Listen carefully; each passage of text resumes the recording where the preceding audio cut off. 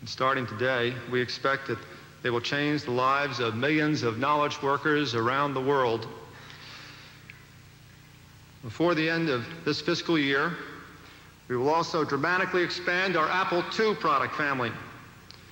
We're totally confident that Apple II can continue as a major mainstream product family throughout this decade. Now look at it this way. We have, at a lower price point than our Supermicros, the largest list of software of any personal computer in the world, a host of exciting products to come which will enhance the value of all existing Apple IIes. And so we're tremendously excited about the future of the Apple II. There's no doubt in our mind that we will be a major consumer retail marketing force in fiscal year '84.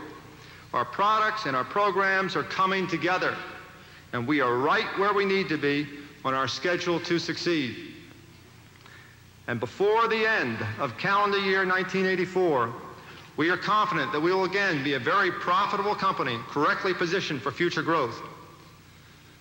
But you know, at Apple, being the best is more important than being the biggest. And to be the best,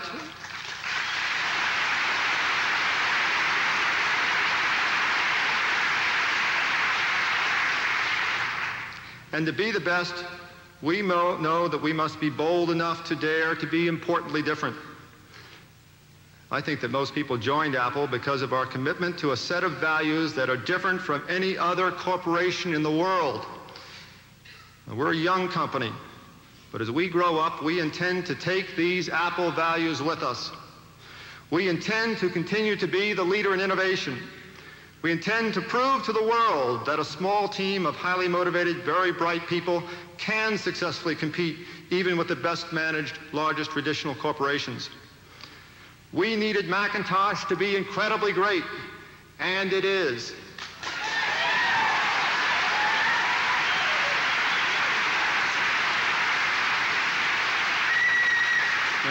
We needed our focused automated factory to be ready, and it is.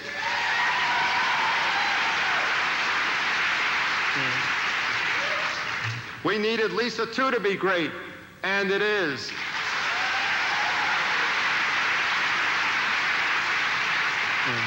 We needed momentum with the Apple IIe, and we have it.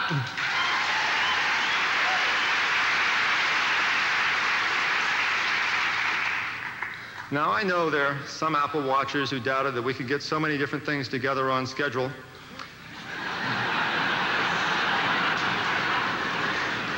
But you, the people of Apple, have done it. And we're still going for it, because before 1984 is over, we will do it all. Now, last Sunday, 43 million Americans saw a new Apple TV commercial that said, 1984 won't be like George Orwell's 1984 because we aren't intimidated by technology. We have the confidence that we can harness technology and help make people more creative and more productive than they ever dreamed of.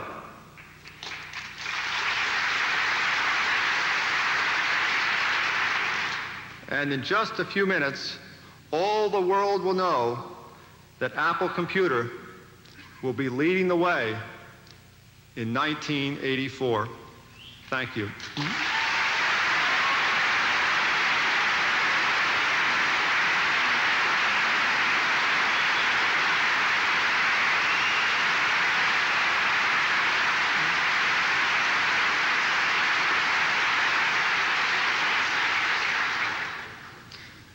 Well, it's been about 9 months since I've been at Apple, and I can tell you it's been an exciting time for me.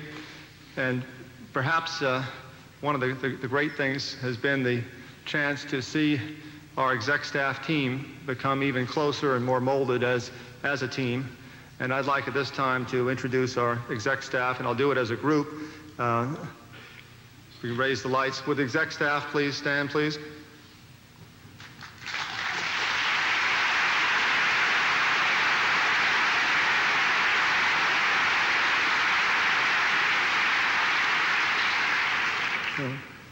I said I'd introduce the exec staff as a group, but I would like to single out Mike Markleff.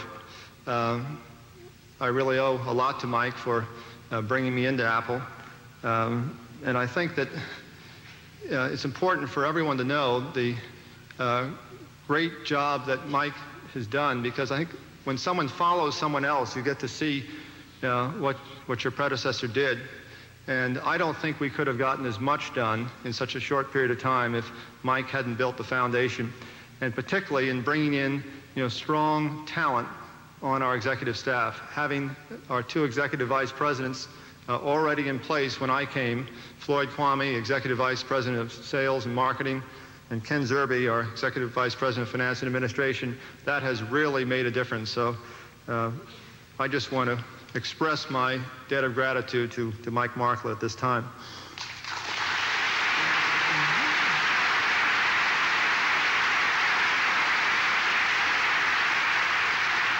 Over the last few weeks, we've had a lot of people interviewing us for a lot of stories to do with the introduction of our new Apple 32 Supermicros. And one of the reporters asked me, what has been the most important thing that has happened to you in your life since you joined Apple Computer? And I thought about it, and I'll tell you what the answer was. The most important thing to me has happened in the past 9 months since I've been at Apple has been the chance to develop a friendship with Steve Jobs. The two of us have had tremendous challenges together in leading this company, and I think the rapport that we've developed and the friendship that has resulted to me means an awful lot. Steve is our co-founder of Apple Computer. He's a product visionary for this industry, and it's my pleasure now to reintroduce Steve Jobs.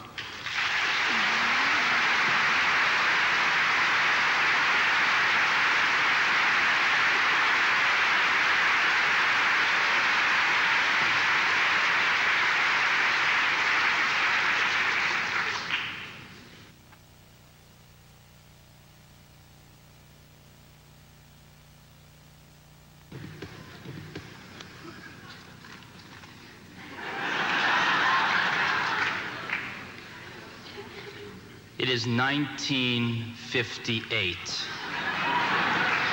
IBM passes up the chance to buy a young, fledgling company that has just invented a new technology called xerography.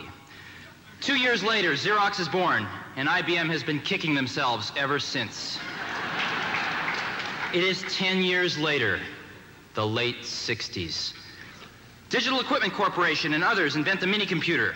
IBM dismisses the minicomputer as too small to do serious computing and therefore unimportant to their business. DEC grows to become a multi-hundred-million-dollar corporation before IBM finally enters the minicomputer market. It is now 10 years later, the late 70s. In 1977, Apple, a young, fledgling company on the West Coast, invents the Apple II, the first personal computer as we know it today. IBM dismisses the personal computer as too small to do serious computing and therefore unimportant to their business.